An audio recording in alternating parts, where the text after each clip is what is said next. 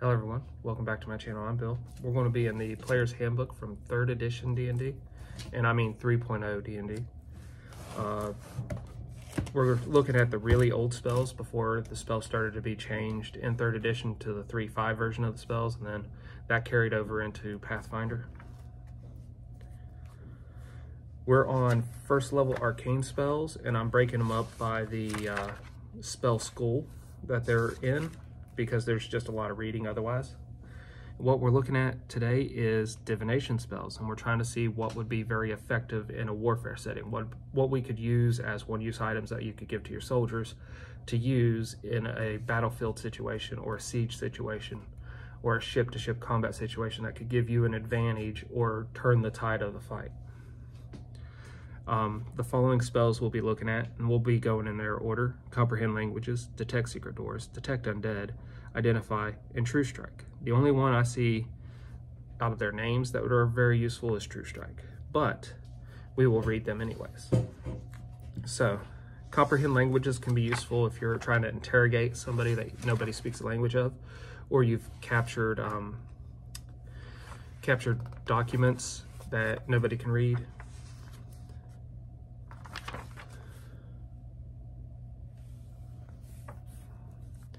Okay, requires material or divine focus, a pinch of soot, and a few grains of salt. So the material cost is nothing as long as you have a spell component pouch. Takes 1 action to cast. The range is personal, and the duration is 10 minutes per level. You can understand the spoken words of creatures or read otherwise incomprehensible written messages. Sorry. In either case, you must touch the creature or the writing. Note that the ability to read does not necessarily impart insight into the material, merely its literal meaning. The spell enables you to understand or read an unknown language, not speak or write it. Written materials can be read at a rate of 1 page, 250 words per minute. Magical writing cannot be read other than to know that it is magical, but the spell is often useful when deciphering treasure maps. This spell can be foiled by certain warding magic, such as the secret page and illusionary script spells. It does not decipher codes or reveal messages concealed in otherwise normal text. So that would help you just read the material. Like it was saying, it just won't help you decipher if they're writing in code or they're kind of doing an innuendo thing with the writings, describing how they want to go about a heist, but making it sound like they're going to the market. Detect secret doors is next. That can be useful. So if I was going to use the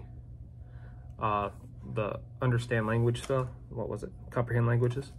I would put that in a potion and give that out. So your strike force would be the best to have it. The people going in and capturing the enemies, and your interrogators would also be the ones that would be best to have. So you don't need a lot of it in that case.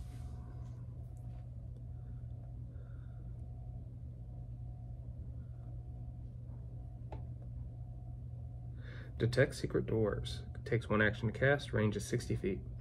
It's a quarter circle emanating from you to the extreme of the range. Concentration up to 1 minute per level. Saving throw none. Spell resistance no. You can detect secret doors, compartments, caches, and so forth.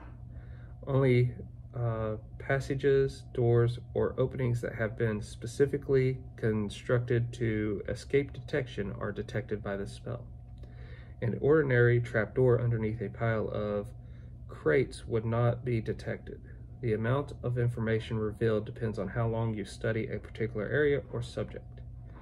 First round, presence or absence of secret doors.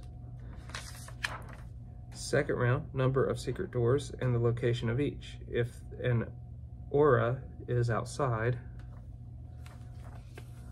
your line of sight, then you discern its direction but not its exact location.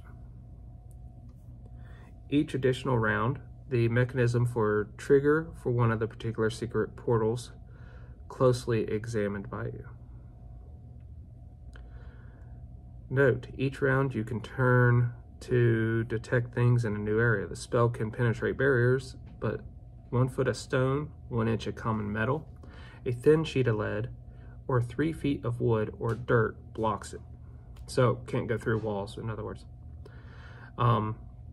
This would be useful if there are secret doors and stuff to get into a place, or passages that could enter and exit a fortified area or a city. So that can be useful. I'd put that in potions for the most part, because there's no reason to not use it as potions. And 1 minute per level, so you'd want like a 4th level caster to make it, so that gives you plenty of time to examine the areas.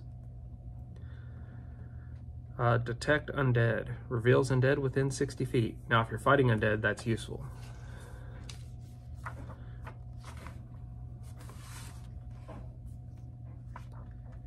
It's quarter circle, so it's the same basic casting as Detect Secret Doors. Quarter circle, 60 feet. You can detect the aura that surrounds undead. The amount of information revealed depends on how long you study a particular area or subject. First round, presence or absence of undead auras. Second round, number of undead auras in the area and the strength of the strongest undead aura present.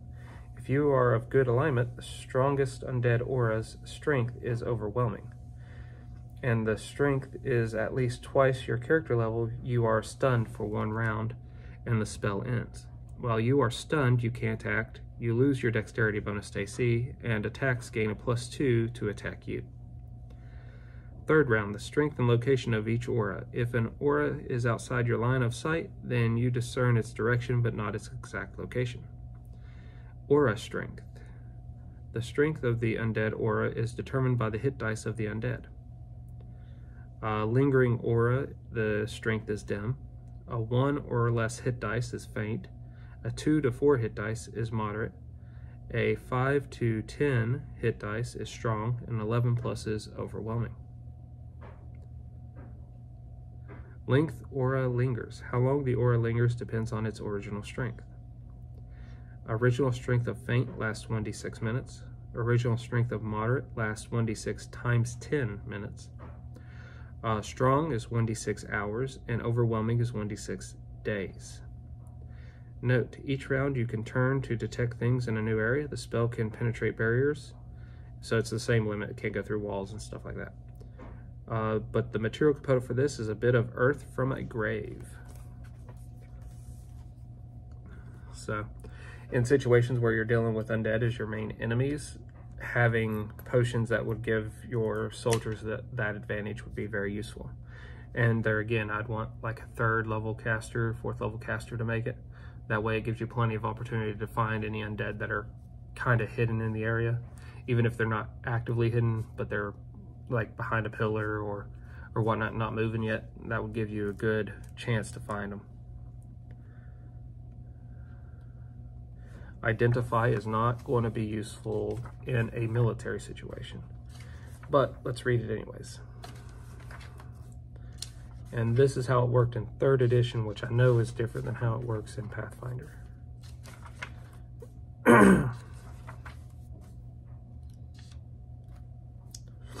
Identify. Material component, pearl of at least 100 gold piece value, crushed and stirred into wine with an owl feather. The infusion must be drunk prior to spell casting. Casting time is 8 hours. Range touch, up to 1 touched object per level. Duration instantaneous. The spell determines the single most basic function of each magic item, including how to activate that function, if appropriate, and how many charges are left, if any. For example, a +2 Vorpal sword, a +2 dancing sword, and a +2 sword would all register as +2 to attack and damage rolls.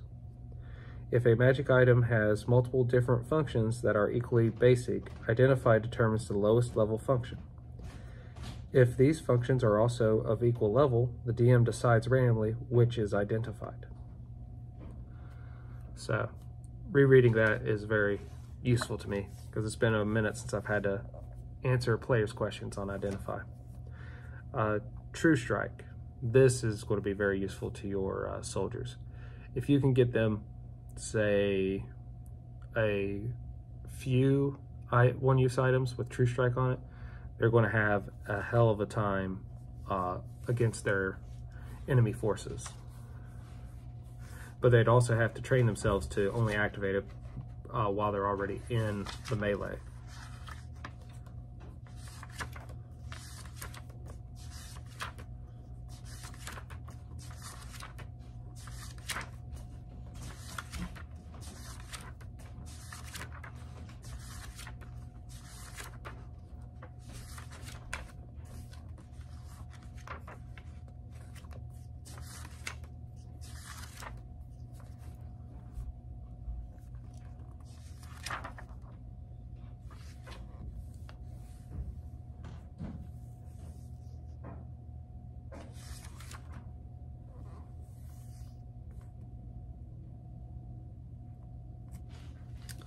Okay, requires verbal and a focus. A small wooden replica of an archery target. Okay, now as a one-use item, you would just need that when you created the one-use item. So the casting time is one action, so you could say a move action or a free action could activate the one-use item. You gain temporary intuitive insight into the immediate future during your next attack. Your next single attack roll, if it is made before the end of the next round, gains a +20 insight bonus. Additionally, you are not affected by the mischance that applied to the attack against a concealed target. So, +20 to the attack roll. So say you could get them a necklace that has beads that was holding for their, say, holy symbol or their symbol of their unit. Even if it was like 3 or 4 beads, that's 3 or 4 true strikes that they could use. And say the beads burn themselves out or just turn to ash and fall off after they've been activated. Well, that's going to be 3 to 4 guaranteed hits for guaranteed damage that your soldiers are going to be able to make. Now, if you did the same thing for your players, that could be even more interesting because especially as they would save up money, it's a level 1 spell. It's not going to be expensive to make into one-use items.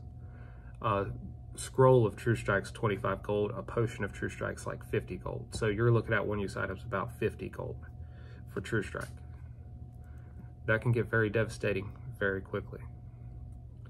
That said, if the players aren't making the item, I'd limit how many are available on a weekly or monthly basis.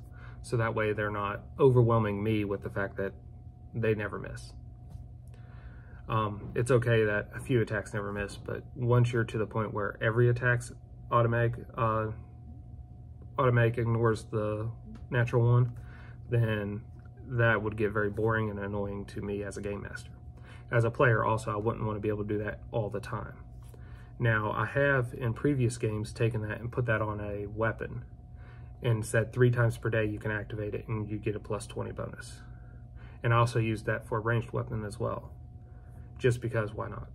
So hopefully that'll inspire you guys as well. Let me know what spells you think could have been more useful or how you could use them in a battlefield situation more effectively than what I was thinking of in the comments below, please. Until we all game again, guys.